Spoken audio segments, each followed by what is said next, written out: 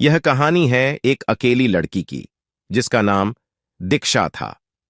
एक रात उसके माता पिता शहर गए हुए थे और वह अपने घर में अकेली थी। शांति की इस रात में कभी नहीं सोचा था कि उसके साथ कुछ अनोखा होने वाला है। कुछ ही समय बाद उसने वायरलेस फोन से अपने नाम को बुलाते हुए सुना। दीक्षा, दीक्षा, कहाँ हो मेरी बच्ची? मेरे पास आओ, आओ। वह अपने कमरे से बाहर निकली, पर उसने देखा कि कोई भी वहां नहीं था। कोई हलचल न होने पर वह अपने कमरे में वापस जाकर सोफे पर बैठ गई। धीरे धीरे उसने महसूस किया कि कुछ गलत है। एक अजीब सी सनसनाहट उसके दिल को छू गई। उसने अपने आसपास देखा, पर वहां कुछ भी नहीं था। अचानक उसने एक अजीब सी आवाज सुनी, जैसे कि कोई उसके साथ उसके पीछे चल रहा है। वह डर कर खड़ी हो गई। जैसे ही उसने पीछे मुड़ के देखा, कोई भी वहां नहीं था। उसने आवाज को अपने दिमाग से निकालने की कोशिश की, पर वह डरावनी आवाज बढ़ती ही चली गई।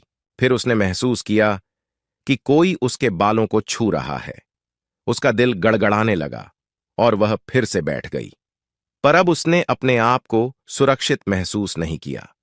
आखिरकार उसने अपने नाम की ध्वनि को सुना। दीक्षा, दीक्षा, दीक्षा, दीक्षा। यह आवाज उसको घर के हर कोने से सुनाई दी। वह डर से कांपते हुए अपने कमरे में चली गई, पर उसने कुछ नहीं देखा। फिर उसकी नजर उसके कमरे के वॉशरूम पर पड़ी, जिसका गेट थोड़ा खुला था और उसे कोई देख रहा है, जिसकी आंखें लाल और डरावनी थीं, और वो धीमी आवाज में उसे बुलाने लगा। दीक्षा, दीक्षा, कहाँ हो मेरी बच्ची? आओ, आओ मेरे पास। रुको, मैं आता हूँ। और वो वॉशरूम से भागता हुआ उसके बिस्तर के नीचे आ गया, जिससे दीक्षा बहुत डर गई। उसे कुछ समझ नहीं आ रहा था। फिर उसने हिम्मत करके मंदिर घर में जाने का निर्णय किया और वहां जाके हनुमान चालीसा का पाठ करना शुरू की, जिससे उसे डर का सामना करने की हिम्मत मिली। जैसे तैसे रात गुजरी और जब दिन में उसके माता पिता वापस आए तो उसने अपनी घटना बताई।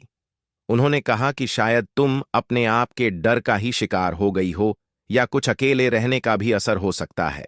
लेकिन बस यह दीक्षा ही जानती थी कि उस रात की सच्चाई क्या थी।